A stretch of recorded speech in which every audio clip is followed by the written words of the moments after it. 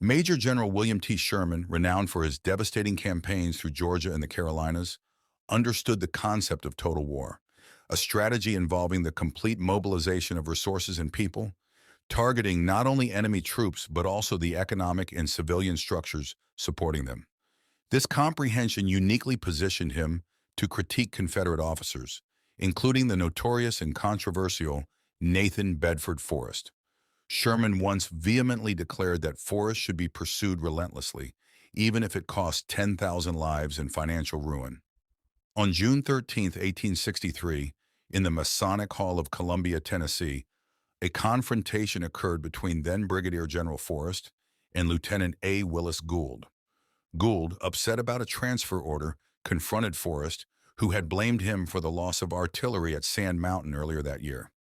Seeking privacy, they moved to a hallway, where Gould, feeling his honor impugned, declared that no one could call him a coward without consequences. Witnessed by onlookers outside, the tension escalated as Forrest reacted to Gould's accusations. Forrest, grasping a penknife, prepared to defend himself as Gould fumbled for a pistol. Gould fired, striking Forrest above the left hip. Despite his wound, Forrest managed to wrestle Gould's wrist, plunging the knife into Gould's side. Gould staggered outside where local doctors attempted to treat him, while Forrest, prevented from further pursuit by fellow officers, was also taken to a doctor who deemed his wound fatal. Defiantly, Forrest declared, "No damn man shall kill me and live." Ignoring pleas for restraint, he armed himself and pursued Gould. He burst into a tailor shop where Gould was receiving treatment, firing his weapon and missing Gould, but injuring a bystander. Gould fled into an alley, collapsing among the weeds. Satisfied with Gould's condition, Forrest later returned to the tailor shop, learning that his wound, though serious, had not struck any vital organs. This incident highlighted Forrest's volatile nature, reminiscent of Andrew Jackson. Both men, shaped by harsh upbringings, were known for their fierce independence and quick tempers. During the Civil War, Forrest's reputation grew as a decisive and ruthless leader.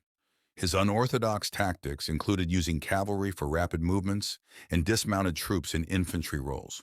He employed psychological warfare, such as grand displays, and allowing prisoners to escape to spread exaggerated tales of his strength. His motto, "War means fighting, and fighting means killing," emphasized his brutal approach to combat. Born on July 13, 1821, in Bedford County, Tennessee, Forrest's early life was marked by hardship. With minimal formal education, he supported his widowed mother and siblings, later amassing wealth through ventures in cotton, real estate, livestock, and slave trading. Despite his lack of refinement, Forrest became a wealthy man, as evidenced by the 1860 census, which listed his Memphis real estate holdings at $171,000 and personal estate at $90,000. Forrest abstained from alcohol and tobacco, though his language was coarse. Despite this, he held a deep respect for clergy, women, and children.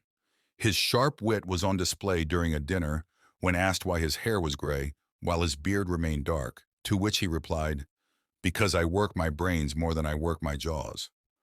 Forrest's chivalry was evident in an 1845 incident near Hernando, Mississippi. He came across two women and a slave stranded in a creek, while two men on horseback refused to help to avoid dirtying their clothes. Wading into the water, he asked the women for permission and carried them to safety, then pushed their carriage out of the creek. He reprimanded the men for their inaction. One of the women was Elizabeth Montgomery, and the other was her daughter Mary Ann. Admiring Mary Ann's Christian values despite his own roughness, he sought her hand in marriage, and they eventually settled in northwestern Mississippi. When the Civil War broke out, Forrest enlisted on June 14, 1861, in the 7th Tennessee Cavalry, alongside his youngest brother and 15-year-old son. Though he began as a private, his charisma and wealth enabled him to quickly rise through the ranks, eventually funding and equipping a unit of 650 men at his own expense by October 1861. In February 1862, during the siege of Fort Donelson, Nathan Bedford Forrest was elected as lieutenant colonel. During the battle, his command identified 3 possible escape routes, but poor leadership squandered these opportunities. Despite this, Forrest's horse was killed, and his overcoat was pierced by bullets. Yet he refused to surrender. Leading 500 men, he escaped through icy water and mud, believing that others could have done the same. His daring actions earned him a promotion to colonel of the 3rd Tennessee Cavalry. At the Battle of Shiloh, Forrest's unit was initially assigned to guard a creek. However, his impatience led him to engage in combat, where he captured 2,200 Union soldiers. His aggressive tactics persisted, even disguising his men in captured uniforms to gather intelligence on Union reinforcements. Despite his bravery, he was seriously wounded at Fallen Timbers, narrowly escaping capture by using his pistol and, according to some accounts, a small Federal soldier as a human shield. Ordered to take a 60-day furlough to recover, Forrest returned to service within 3 weeks. Forrest's story is one of wealth, valor, and controversy, reflecting the tumultuous era of the American Civil War. His legacy is preserved through detailed accounts of his actions and character, offering insight into the complexities of historical figures. Following his return, Forrest scouted Federal lines near Corinth, Mississippi. During this time, his horse jumped a log, causing him intense pain from a previous wound. His regimental surgeon removed the bullet without anesthesia, and remarkably, Forrest was back in action 2 weeks later. Around this time, he received orders to disrupt Federal supply lines, specifically targeting the Nashville and Chattanooga Railroad through Murfreesboro, Tennessee. On July 6, 1862, Forrest led a force of 1,400 men from Chattanooga, covering 100 miles in 6 days to confront elements of Brigadier General Thomas T. Crittenden's 934-man garrison. On July 13th, his 41st birthday, Forrest and his men approached the town, discovering the Union force was divided. Cautious of hostages in town, he sent a note to Colonel John G. Parkhurst of the 9th Michigan, falsely claiming that the outside Union force had been captured and demanded their surrender to avoid bloodshed. Parkhurst surrendered, along with 134 men. Forrest then used similar tactics on Colonel H.C. Lester's force outside town, leading to their surrender as well.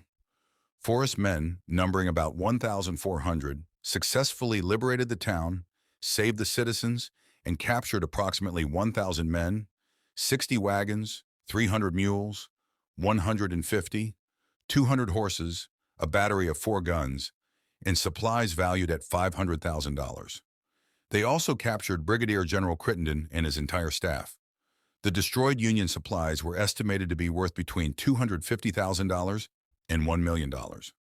Forrest used the prisoners to transport the captured goods back to Confederate lines before paroling them. This victory pushed the Federals back toward Nashville and delayed Union General Buell's offensive plans. 8 days later, on July 21st, Forrest was promoted to Brigadier General. In April 1863, Ulysses S. Grant wanted Federal cavalry officers, Colonels Abel D. Strait and Benjamin Grierson, to adopt raiding tactics similar to those of Forrest and John Hunt Morgan.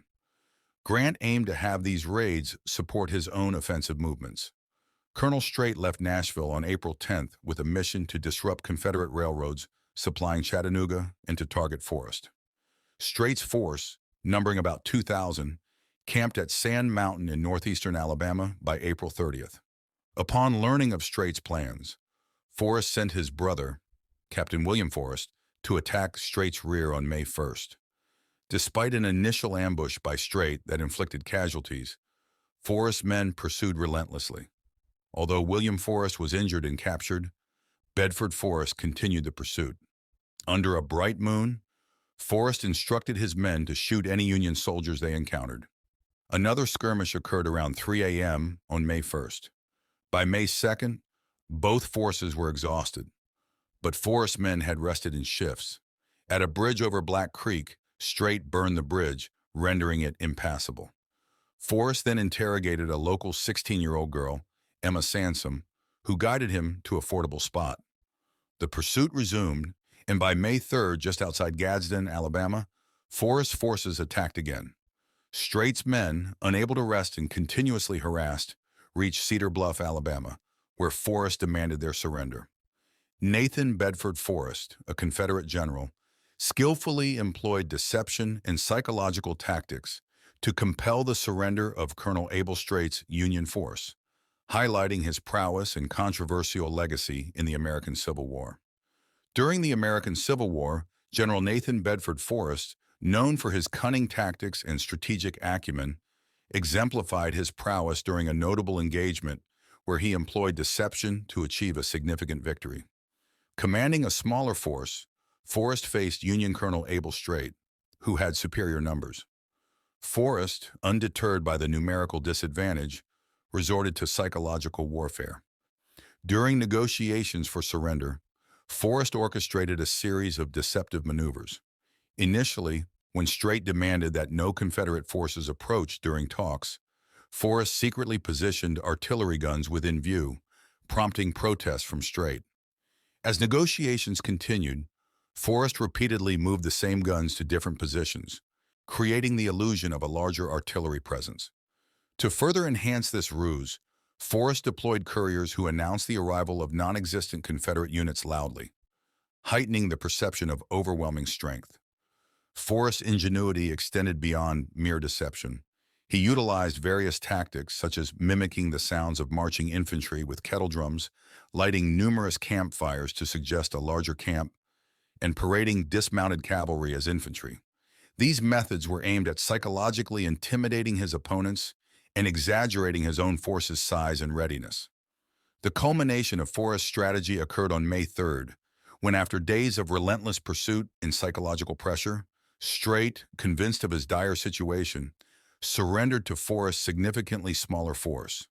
This victory underscored Forrest's mastery of unconventional warfare and his ability to exploit psychological vulnerabilities in his adversaries. Forrest's tactics did not go unnoticed within Confederate ranks. Major General D.H. Hill, observing Forrest's operations, praised his innovative use of dismounted cavalry and criticized traditional cavalry tactics employed elsewhere in the war. Forrest's success at psychological manipulation and tactical innovation continued to influence Confederate strategy, showcasing his enduring impact on military tactics during the Civil War